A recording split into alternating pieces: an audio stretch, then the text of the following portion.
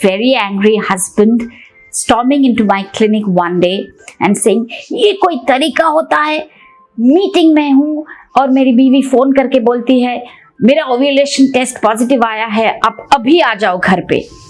We have to do it right now, otherwise my eggs will die off.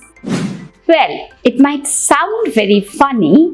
However, to a couple who's struggling to get pregnant, this is very important. To time the perfect period to have sex to have a pregnancy, so that a pregnancy can happen, comes very easy to most of the couples. But to some, it is not so easy. So let's today discuss the best time to get pregnant.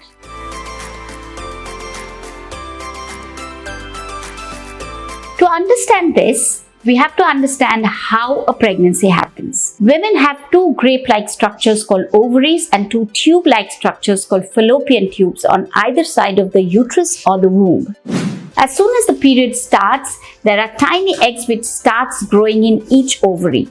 One of them in one ovary will grow bigger and larger in size than the rest of the others, and when it reaches a certain size, it pops out of the ovary. Immediately is taken up by the fingers of the tubes, and it waits in the tube for the sperms or the swimmers to come in. Or if the sperms of the swimmers from the partner is already present, intercourse that has happened 1 or 2 days before, then the first baby is formed there in the tube.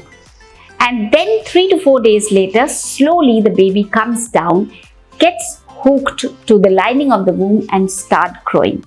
This is the time when a pregnancy test becomes positive.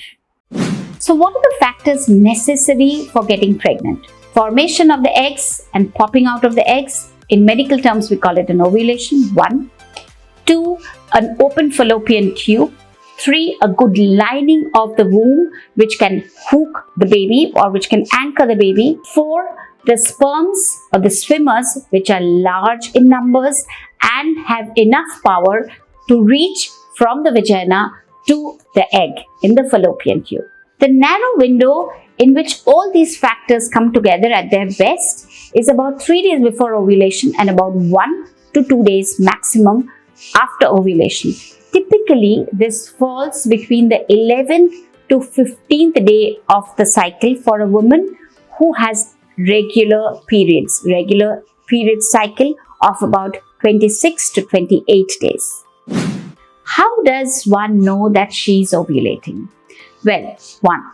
There are certain physical symptoms around ovulation. If one is alert, then she can take a note of. A little queer pain around the lower tummy. Sometimes there's a pain along the legs on one side. The breasts become fuller, painful, and very tender to touch. And the sexual drive is also interestingly high around ovulation. 2.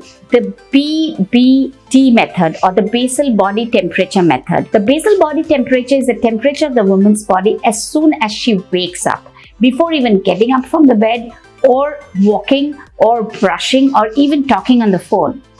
So this temperature can be measured by a digital thermometer or special BBT thermometers which are available now. Typically, there is a rise of temperature, basal body temperature, by about 0.5 to 1 degree Celsius around the time of the ovulation. 3. The cervical mucus method. The mucus discharge from the vagina that a woman experiences changes with phases of menstrual cycle. So soon after menstruation, there are almost dry days or no mucus. Then the mucus becomes a little sticky and clumpy. This is the time when that dominant follicle is increasing in size. The third phase is around the ovulation, when the mucus discharge becomes very watery, clear, slippery, and stretchy like an egg white. This is the time when one is the most fertile. 4.